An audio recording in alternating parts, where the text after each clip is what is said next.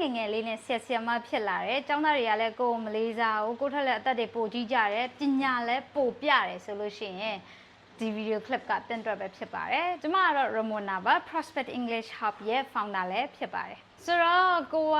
အသက်ငယ်ငယ်လေးနဲ့ဆက်ဆက်မှဖြစ်လာတယ်။ကိုတပည့်တွေကကိုယ့်ထက်လည်းလူကောင်းကြီးတယ်ပြီးတော့ကိုယ်လည်းအရင်မလေးစားသလိုမျိုးပဲဆိုလို့ရှိရင်ကျွန်မမှာပေးစရာအကြံ၄ခုရှိပါတယ်။ဆိုတော့ number 1တစ်ခုကတော့သူတို့ရဲ့အသက်အရွယ်တွေသူတို့ရဲ့ body language တွေနဲ့ကို respect မရှိဘူးလို့မခံစားပါနဲ့။ကျောင်းသားတွေကိုထက်အသက်ကြီးတာကကို respect မရှိတာမဟုတ်ပါဘူး။အခုကတချို့ကျောင်းသားတွေကလည်းရှိရယ်။လာပြီဆိုလို့ရှိရင်ခြေပေါ်ခြေဆင့်ထိုင်တယ်။ပြီးတော့နောက်မှီပြီးတော့ထိုင်ခြင်းတယ်။ပြီးတော့လာပြီဆိုလို့ရှိရင်ခိုင်ကိုပြီးတော့မှလွတ်လွတ်လပ်လပ်ထိုင်ခြင်းတယ်။အဲ့ဒါက respect မထားတာမဟုတ်ဘူး။အဲ့ဒါသူတို့တတောင့်တတခံစားရတာ။အဲ့လိုတတောင့်တတခံစားရတယ်ဆိုလို့ရှိရင် learning ကပိုဖြစ်တယ်။သင်ယူမှုအတွက်ပိုပြီးတော့အထောက်အကူပြုတယ်ပေါ့နော်။ပြီးတော့တချို့ကျောင်းသားတွေဆိုရင်ရှိသေးတယ် mood ဝင်လာပြီဆိုလို့ရှိရင်ဒီလိုလှုပ်ပြီးတော့တင်တယ်ခြေထောက်တွေလှုပ်ပြီးတော့တင်တယ်အဲ့ဒီဟာတွေကသူတို့ဆီယာမကို respect မထားတာမဟုတ်ဘူးအဲ့ဒါကသူတို့ focus လုပ်နိုင်ရင်အတွက်သူတို့ရဲ့ body က respond လုပ်တာတကယ်တမ်းတော့ကျောင်းသားတွေကဒီ movement တွေ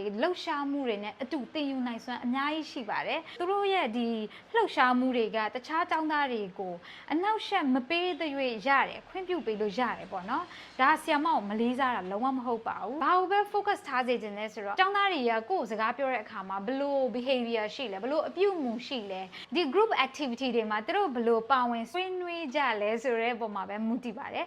တခါလေကြားလို့ရှိရင်လေကျောင်းသားတွေကဝင်ရောက်မဆွေးနွေးဘူးဆိုတာကသူတို့မလေးစားတယ်ဆိုတာထက်ဒီ lesson ကိုကောင်းကောင်းမသိသေးတာလည်းဖြစ်နိုင်တယ်အားကြောင့်မို့လို့ကျောင်းသားတွေရဲ့ body movement တွေ body language တွေပေါ်မှာအရင်သူတို့အသက်ကြီးနေတာတွေသူတို့ထိုင်ပုံထိုင်နည်းတွေပေါ်မှာအရင် respect မရှိဘူးလို့အရင်မခံစားပါနဲ့ respect ဆိုတာကကိုယ့်ရဲ့professional ကြမှုကိုယ့်ရဲ့မျှမျှတတဆက်ဆံနိုင်မှုကိုယ့်ရဲ့စစ်မှန်မှုတသမတ်သေးတင်ပြနိုင်မှုပေါ်မှာမူတည်ပြီးတော့ဖြစ်လာတာပါနံပါတ်2တစ်ချက် don't be afraid when students knows more than you ကျောင်းသားတွေကကိုယ့်ထက်ပိုသိနေတဲ့အခါကြလို့ရှိရင်မကြောက်ပါနဲ့ you are not expected to know everything ဆရာမတယောက်ကအရာအလုံးကိုသိရမယ်ဆိုတာဘယ်ကျမ်းမှမရှိဘူးအားကြောင့်မို့လို့ကိုကသူတို့လောက်မသိဘူးသူတို့မေးလိုက်တဲ့ဟာကိုမသိဘူးဆိုလို့ရှိရင်တော့မှပဲ okay ဘာမှပြဿနာမရှိဘူးတူတူရှာဖွေကြမယ်အော်ဟုတ်လားတားပြောတာလည်းဟုတ်တာပဲသမီးပြောတာလည်းဖြစ်နိုင်တာပဲဆိုပြီးတော့မှသူတို့အတိမတ်ပြုတ်ပေးတဲ့အပြင်ကိုပါဝိုင်းတူတူလိုက်ရှာလို့ရတယ်ဘာပြဿနာမှမရှိဘူးဆရာမတယောက်ရဲ့ role ကအရာအလုံးသိဖို့မဟုတ်ဘူးကျောင်းသားတွေရဲ့သင်ယူနိုင်မှုကို guide လုပ်ပေးနိုင်ဖို့ပဲဖြစ်ပါတယ်နံပါတ်3တစ်ချက်ကကြတော့ကိုယ့်ရဲ့ကျောင်းသားတွေပေါ်မှာရှိတဲ့ influence လွှမ်းမိုးမှုကိုအကြောက်တရားနဲ့မတိဆောက်ပါနဲ့ကိုယ့်ရဲ့ကျွမ်းကျင်မှုပေါ်မှာပဲတိဆောက်ပါလို့ပြောချင်ပါတယ်တချို့ဆရာတွေဆိုလို့ရှိရင်ကြုံမှုတယ်ဝင်လာပြီဆိုတာနဲ့ hey ခါမမတ်ထိုင်ခြေပေါ်ခြေစစ်မထိုင်နဲ့မုတ်မစားနဲ့တစ်ချက်မလာခင်စာအုပ်တွေဘောပင်တွေအစင်သင့်ဖြစ်တာလိုချင်တယ်နော်ဆိုပြီးတော့ပြောတာလေးတွေတော့ကြုံမှုတယ်ဒါပေမဲ့တကယ်တမ်းကကျောင်းသားတွေကအဲ့လိုဆရာမအချိန်ထားပါတော့ Ramona အချိန်ကိုဝင်လာပြီဆိုလို့ရှိရင်ဒီလိုမျိုးနေရမယ်ဆိုပြီးတော့သူတို့ရဲ့အုံနောက်က frame တစ်ခုတည်းဝင်သွားပြီဆိုလို့ရှိရင်သူတို့အတွေးနဲ့မချဲ့နိုင်တော့ဘူးဒီ lesson ပေါ်မှာသူတို့ creative မဖြစ်နိုင်တော့ဘူးသူတို့ဒီ lesson အကြောင်းအရာတွေကိုစဉ်းစားမှထက်သူတို့ရဲ့ခန္ဓာကိုယ်ပုံစံမှမားအောင်ပဲသူတို့ပို့နေကြတော့မယ်အဲ့ခါကျရင်သင်ယူနိုင်စွမ်းကရှိတဲ့တလောက်မရှိတော့ပျော်စရာမကောင်းတော့ဘူးဆိုတော့အဲ့လိုမျိုးမလိုအပ်ဖက်နဲ့အရင်တင်းကျပ်နေမဲ့အစားကျောင်းသားတွေကိုမျှမျှတတလေးဆက်ဆံပေးစေချင်ပါတယ်နွေးထွေးဆက်ဆံပေးပါဒါပေမဲ့ boundaries တွေသတ်မှတ်ထားပါနှွေးထွေးတယ်ဆိုတိုင်းကိုလှုပ်ချင်တိုင်းလှုပ်လို့မရဘူးဆိုတော့စီးတွေ boundaries တွေကိုသတ်မှတ်ထားဖို့လိုအပ်ပါတယ်များသောအားဖြင့်ကျောင်းသားတွေကပေါ့နော်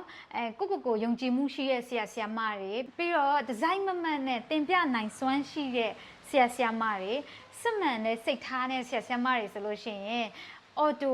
respect ထားပါတယ်အရေးအကြီးဆုံးတစ်ချက်ကတော့ plan your lesson well ကိုသင်မဲ့ lesson ကိုကောင်းကောင်းမွန်မွန်ပြင်ဆင်သွားပါကိုယ့် lesson ရဲ့ရွယ်ချက်ကပါလဲ activity တစ်ခုချင်းစီတိုင်းမှာဗာမေးခွန်းတွေမေးမလဲ activity တစ်ခုချင်းစီတိုင်းကိုဘယ်လောက်အချိန်ခံမှန်းခြေသုံးမလဲတကယ်လို့သင်က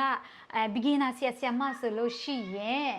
activity တစ်ခုချင်းစီတိုင်းမှာဘာပြဿနာတွေဖြစ်လာနိုင်လဲအဲ့ဒီပြဿနာတွေအတွက်အဖြေရဘာလဲဆိုတဲ့ဟာကိုကြိုတင်ပြီးတော့ပြင်ဆင်ထားပါတကယ်လို့အတန်းကသတ်မှတ်ထားတဲ့အချိန်ထက်ပို့ပြီးတော့စောပြီးရဆိုလို့ရှိရင်လုံးဝစိတ်မလှုပ်ရှားပါနဲ့ပို့ပြီးတော့စောပြီးရင်ရောငါဘာတစ်ခုခုထပ်လုပ်မလဲဆိုတဲ့ဟာကို plan B အမြဲတမ်းအဆင်သင့်ပြင်ထားပါဆိုတော့ကိုယ့်ရဲ့ lesson plan ကကိုယ်တိုင်ပြင်ဆင်ထားတာဒီပေါ်မှာ confidence လည်းရှိရဒီ lesson ကကိုယ့်ရဲ့ control အောက်မှာလည်းရှိရဆိုလို့ရှိရင်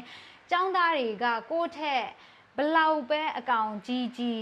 ဘလောက်ပဲအသက်ကြီးဘလောက်ပဲလူကောင်ကြီးကအကြီးဖြစ်နေပါစေကိုယ့်ရဲ့ control အောက်မှာဒီ lesson ကရှိနေရဆိုလို့ရှိရင်လုံးဝစိတ်လှုပ်ရှားပြီးတော့မှrestless ဖြစ်စရာမလိုဘူးပေါ့နော်ဆိုတော့နောက်ဆုံးပိတ်အိတ်နဲ့လွယ် message တစ်ခုပေးချင်တာကတော့ as a new teacher you don't need to look powerful new teacher တယောက်အနေနဲ့ကိုအရင်